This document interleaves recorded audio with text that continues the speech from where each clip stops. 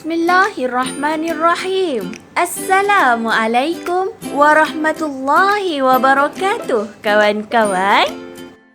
Hari ini kami akan sama-sama membawa anda semua untuk menerokai sebuah tajuk di bawah mata pelajaran GPI 1083 Pendidikan Islam. Apakah tajuknya? Ya, perbezaan antara sistem munakahat cara Islam dengan konvensional. Tapi sebelum kita meneruskan perjalanan yang sangat menarik ini, eloklah kita sama-sama menadah tangan, membaca doa sebelum belajar. Bismillahirrahmanirrahim. Allahumma aftah alaina hikmataka wanshur alaina min khadaini rahmatika ya arhamar rahimin. Rabbi shrah lana sudurana wa yassir umurana wahlul 'uqdatam min alsinatina yafqahu aqwalana. Amin. Seterusnya, marilah sama-sama mengenal siapa kami. Jom!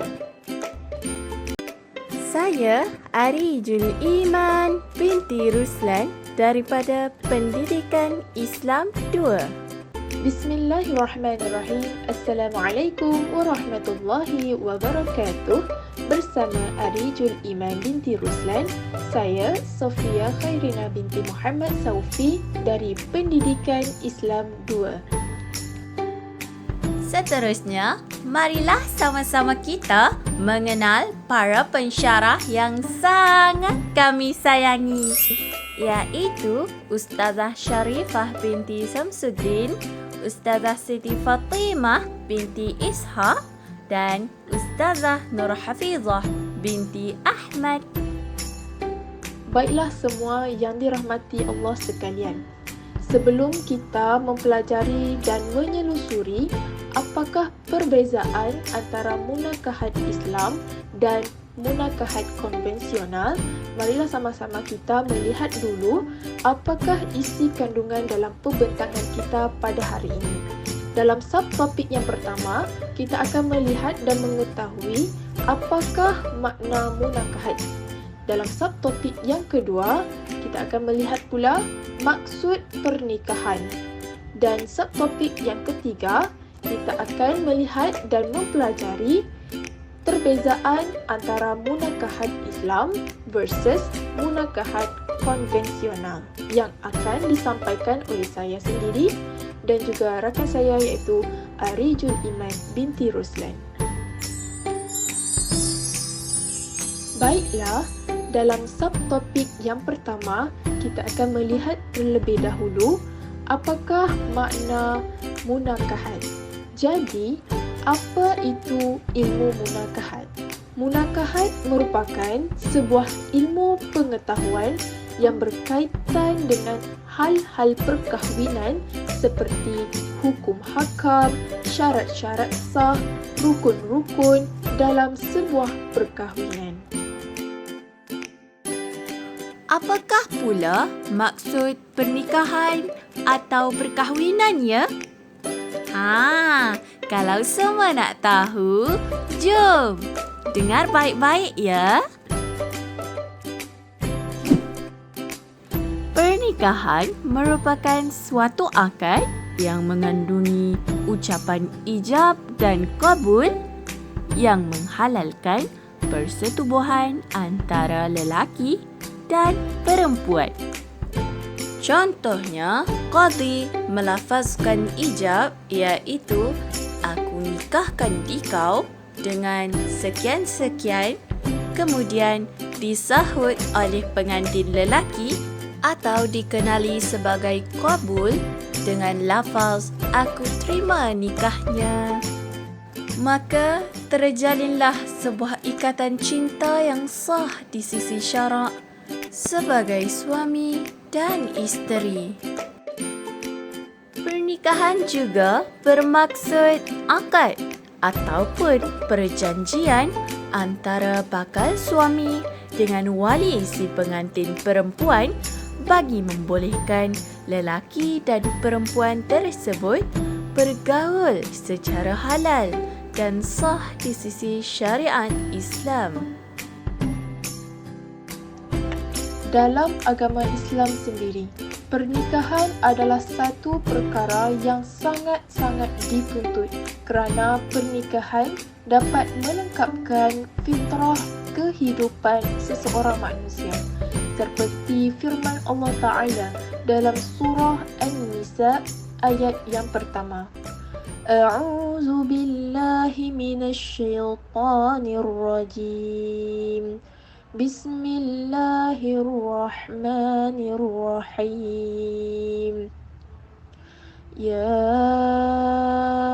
ayyuhan nasu ittaqu rabbakumul ladzi khalaqakum min nafsin wahidah wa khalaqa minha zawjaha وبث منهما رجالا كثيرا ونساء واتقوا الله الذي تساءلون به والأرحام إن الله كان عليكم رقيبا. Yang bermaksud, wahai manusia, bertakwalah kepada Tuhanmu yang telah menciptakan kamu dari diri yang satu, iaitu Adam. Dan Allah menciptakan pasangannya, iaitu Hawa, dari dirinya. Dan lalu dari keduanya Allah mengembangbiakkan lelaki dan perempuan yang banyak. Bertakwalah kepada Allah yang dengan namanya kamu saling meminta dan peliharalah hubungan kekeluargaan. Sesungguhnya Allah selalu menjaga dan mengawasimu. Sadaqallahul azim. Daripada surah An-Nisa ayat yang pertama tadi, boleh kita simpulkan bahawa pernikahan adalah satu perkara yang sangat penting untuk menambahkan lagi umat Islam di muka bumi Allah sebagai khalifah. Sebagaimana sabda Rasulullah sallallahu alaihi wasallam, an Aisyah qalat qala Rasulullah sallallahu alaihi wasallam, an-nikahu min sunnati faman lam ya'mal bi sunnati falaysa minni. Yang bermaksud, daripada Aisyah radhiyallahu anha berkata, Nabi Muhammad sallallahu alaihi wasallam bersabda, perkahwinan itu adalah sunnahku. Sesiapa yang tidak suka mengikut sunnahku, maka bukanlah dia daripada golongan umatku. Riwayat Ibnu Majah. Oleh itu, perkahwinan merupakan sunnah Rasulullah sallallahu alaihi wasallam dan sangat digalakkan di dalam Islam serta dituntut oleh hukum syarak. Setelah kita mengetahui makna di sebalik firman Allah Subhanahu wa taala dan sabda Rasulullah sallallahu alaihi wasallam, sudah pasti ada di antara kita tertanya-tanya apa beza sistem menikahan Islam versus konvensional. Wujudkah jurang perbezaan antara kedua-dua sistem ini? Sudah tentu wujud. Jadi, jom sama-sama kita lihat apakah perbezaannya. Dan adakah perbezaannya ketara? Mari sama-sama kita belajar. Perbezaan pertama yang akan kita belajar adalah dari segi pemilihan pasangan. Dalam menakahat Islam, Islam mengkhususkan ciri-ciri pasangan yang hendak dipilih dan terdapat juga beberapa garis panduan yang ditetapkan dalam pemilihan pasangan. Antara ciri yang paling utama dan paling penting ketika memilih pasangan dalam Islam, mestilah seseorang yang bertakwa dan beriman kepada Allah Subhanahu wa taala. Hal ini adalah supaya dapat membimbing pasangan ke syurga Allah Subhanahu wa taala. Seperti sabda Rasulullah sallallahu alaihi wasallam, tunkahul mar'atu li'arba'in, limaliha wa lihasabiha wa jamaliha wa lidiniha.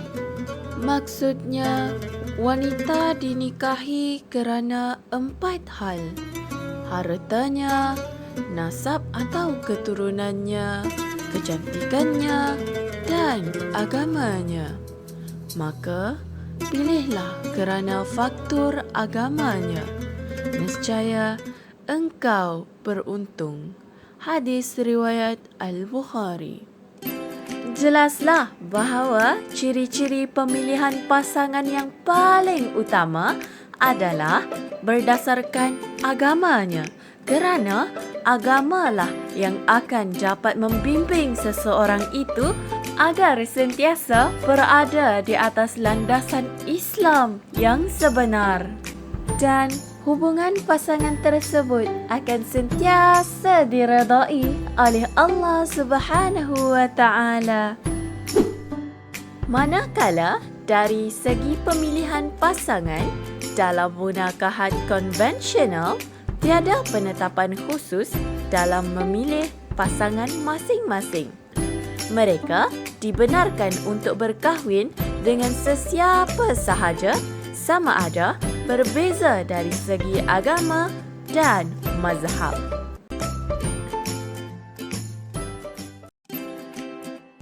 Baiklah, perbezaan sistem munakahat Islam dan sistem munakahat konvensional yang seterusnya adalah dari segi halangan untuk seseorang itu bernikah. Dalam munakahat Islam, Islam tidak melarang seseorang umatnya untuk berkahwin dan mendirikan rumah tangga asalkan mengikut syariat Islamiah yang telah ditetapkan dalam Islam. Malah, perkahwinan merupakan salah satu sunnah Nabi Muhammad sallallahu alaihi wasallam dan perkahwinan adalah sangat dituntut bagi umat Islam yang sudah berkemampuan untuk bernikah. Hal ini supaya dapat melengkapi dan memenuhi fitrah kehidupan seseorang manusia itu. Berbeza dengan sistem munakahat konvensional di mana di dalam sistem munakahat ini terdapat larangan dan syarat-syarat yang tertentu yang dikenakan kepada penganut agama selain agama Islam. Contohnya, pasangan yang hendak berkahwin perlu memastikan bahawa mereka bukan daripada mazhab yang sama. Malah, perbezaan mazhab adalah dibenarkan dalam agama mereka. Misalnya, dalam agama Kristian, golongan sister dan father adalah dilarang sama sekali untuk berkahwin dalam kehidupan mereka. Mereka tidak dibenarkan bernikah ataupun berkahwin untuk selama-lamanya.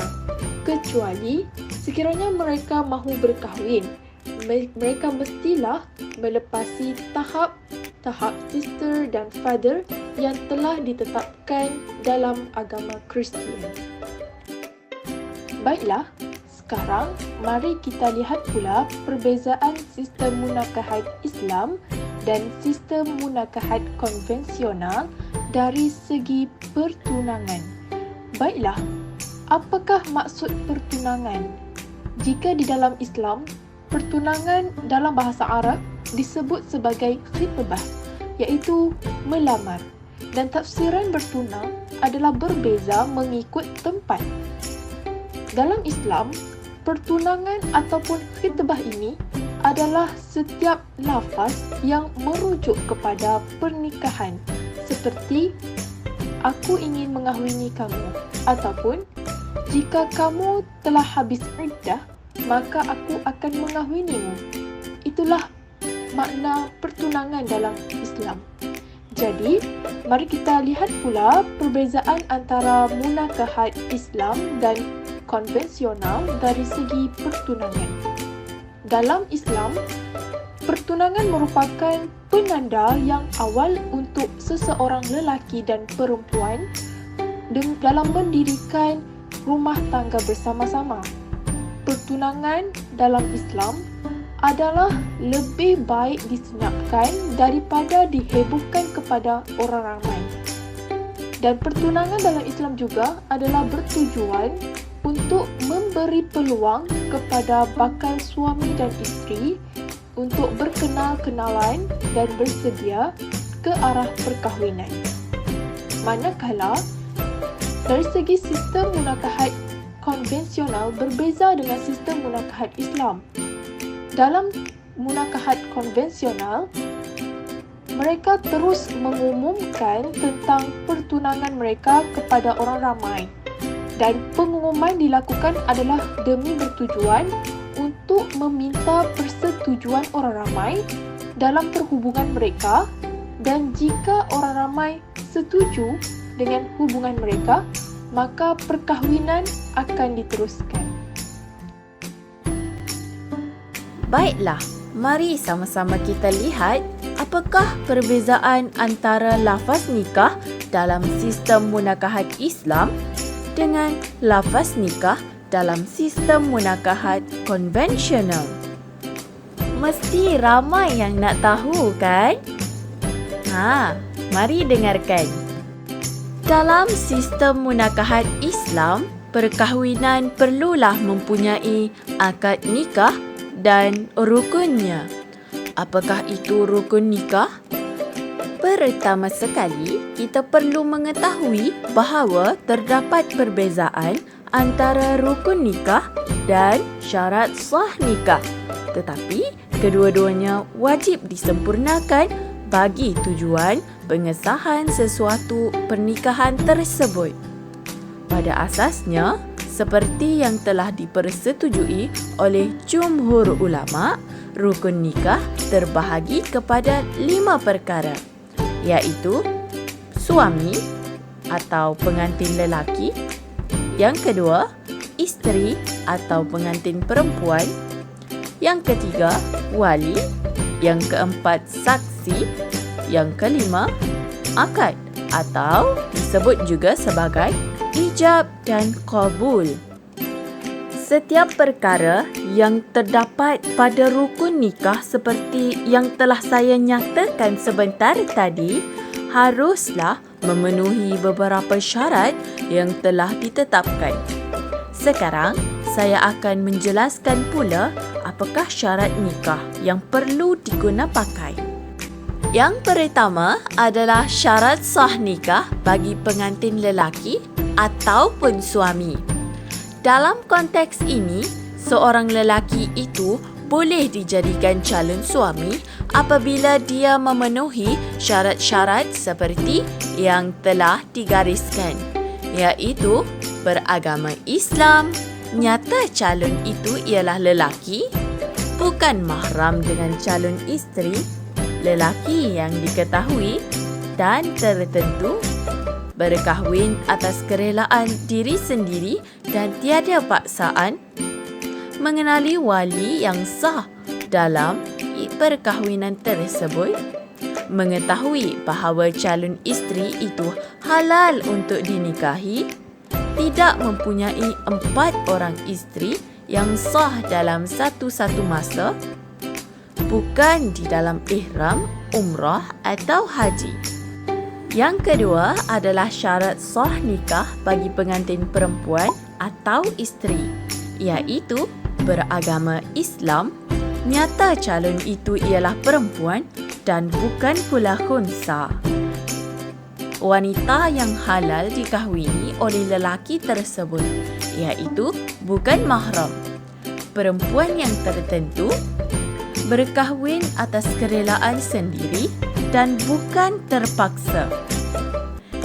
bukan dalam keadaan iddah. Seterusnya, jelas statusnya sebagai perempuan yang tidak bersuami.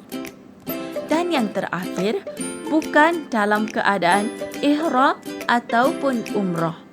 Yang ketiga adalah syarat sah wali, iaitu beragama Islam, seorang lelaki, baligh dan berakal, waras, adil dan tidak fasik ketika akad, tidak dalam ihram, bukan seorang safih atau dikenali sebagai orang yang dicabut wilayahnya ke atas harta sebab mubazir dan boros.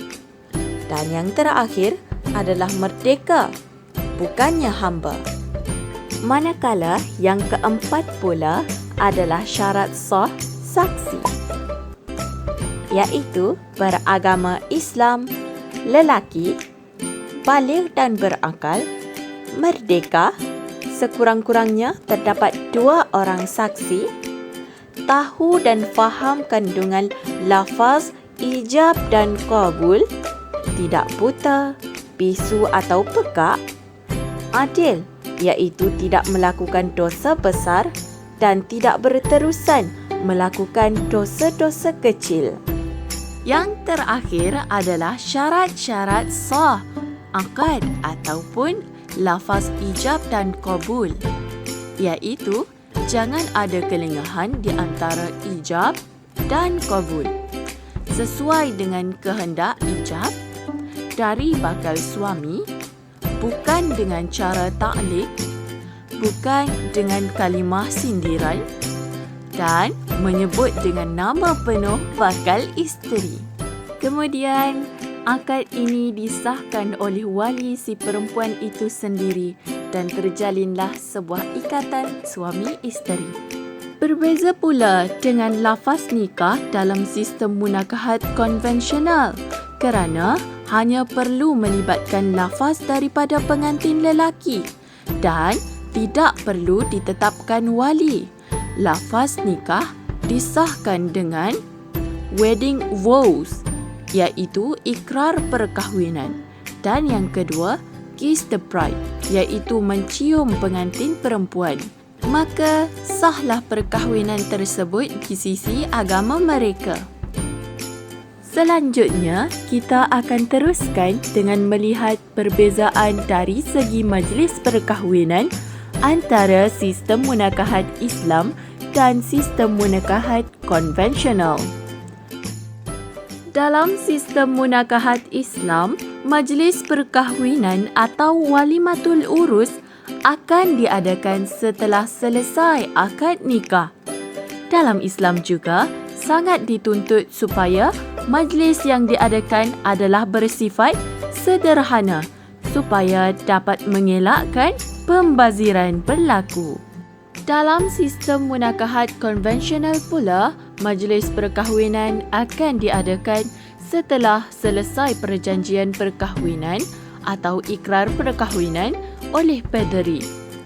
Mereka juga bebas untuk melakukan majlis secara kecil-kecilan, sederhana ataupun besar-besaran kerana tiada tuntutan dalam perkahwinan konvensional ini.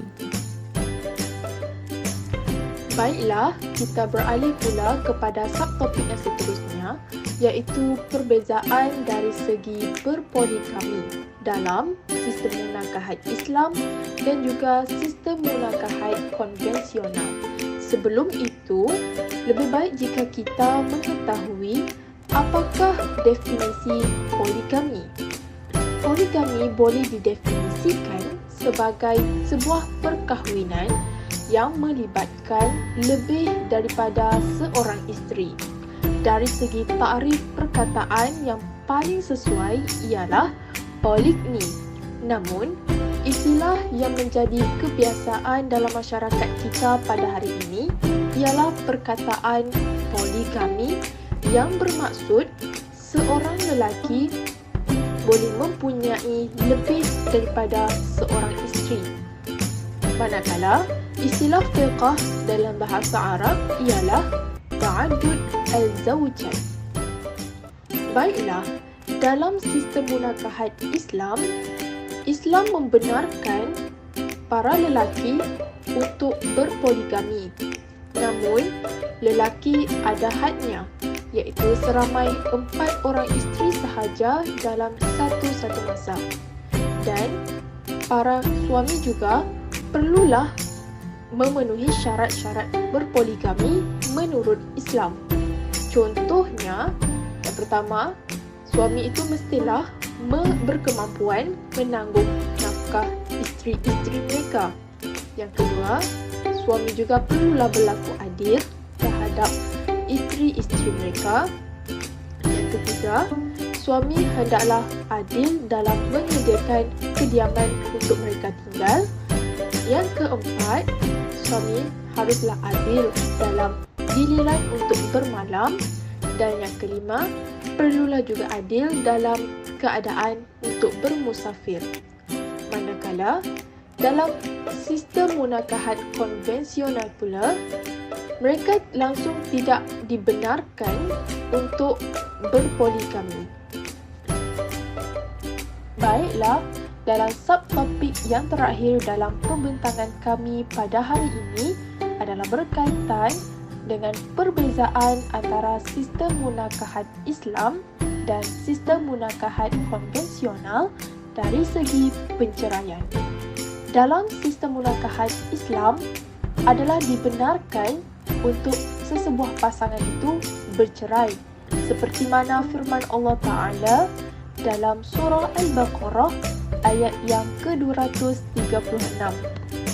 A'udzu billahi minasy syaithanir rajim.